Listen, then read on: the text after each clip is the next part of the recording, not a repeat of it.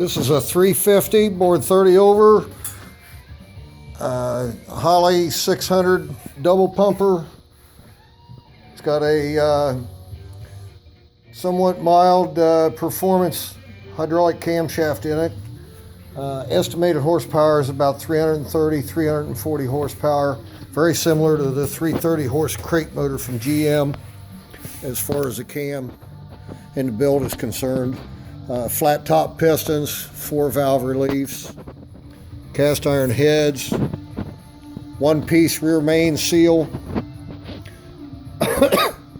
Selling it with or without the starter, flywheel, harmonic balancer, short water pump. This is a low mileage engine. Don't know exactly, but guessing about 2,000 miles. It was built for a 1948 Anglia streetcar. We yanked the motor out and put one of my blower motors in it.